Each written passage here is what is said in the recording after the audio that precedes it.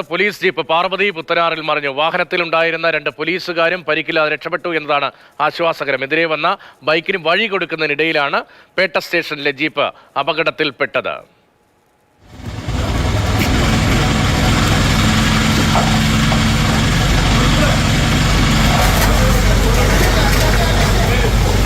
ഈ കാണുന്ന സ്ഥലത്ത് പുലർച്ചയോടുകൂടിയാണ് പോലീസ് ജീപ്പ് പാർവതി പുത്തനാറിലേക്ക് മറിഞ്ഞത്. നമുക്ക് ദൃശ്യങ്ങളിൽ തന്നെ കാണാം. ഒരു ഇലക്ട്രിക് പോസ്റ്റ് ഉണ്ട്, അത് തകർത്ത് ഈ കാണുന്ന സംരക്ഷണ ഭിത്തിയെല്ലാം തകർത്തുകൊണ്ടാണ് പാർവതി പുത്തനാറിലേക്ക് പേട്ട സ്റ്റേഷനിലെ 2 പോലീസുകാർ യാത്ര ചെയ്യുകയായിരുന്ന ജീപ്പ് മറിഞ്ഞത്.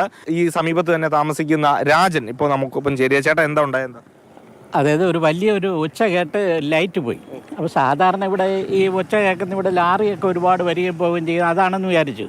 ഞാൻ കുറച്ച് കഴിഞ്ഞപ്പോഴത്തേക്ക് ലൈറ്റ് വരാത്തതുകൊണ്ട് ഇലക്ട്രിസിറ്റി ബോർഡിൽ വിളിച്ചപ്പോൾ പറഞ്ഞ എൻ്റെ വീട്ടിൻ്റെ ഫ്രണ്ടിൽ തന്നെ ഒരു പോസ്റ്റ് ഒരു വാഹനം ഇടിച്ച് ഒടിഞ്ഞു പോയി എന്ന് പറഞ്ഞു.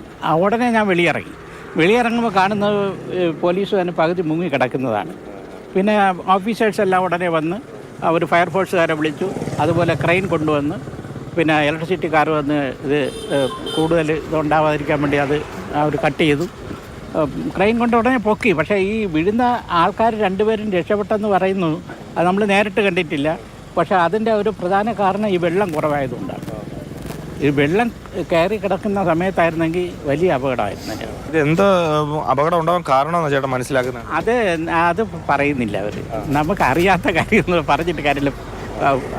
പല കാരണം കാണുമായിരിക്കും, അത് അവർക്കറിയാം, പോലീസുകാർക്കറിയാം. ഈ വെള്ളത്തിൽ വീഴുന്ന അപകടം പറ്റിയില്ലെങ്കിലും ഭാവിയിൽ അപകടം പറ്റും. കാരണം ഇത് ഈ മലിനജലമാണ് ഇത് ഒഴുകുന്നത്. അത് തന്നെ അവർക്കൊരു വലിയൊരു കാഷ്വാലിറ്റിയാണ്. അവർക്ക് പറ്റിയില്ലെങ്കിലും. ഏതായാലും 2 പോലീസുകാരും കഷ്ടിച്ചാണ് രക്ഷപ്പെട്ടത്.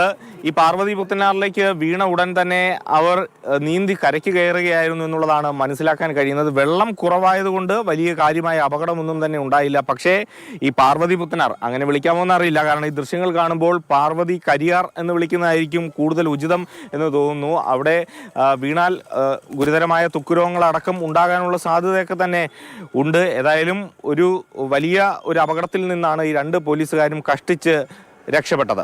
ക്യാമറമാൻ സുധീഷ് തിരുവല്ലയ്ക്കൊപ്പം AK സ്റ്റെഫിൻ, മാതൃഭൂമി ന്യൂസ്, തിരുവനന്തപുരം.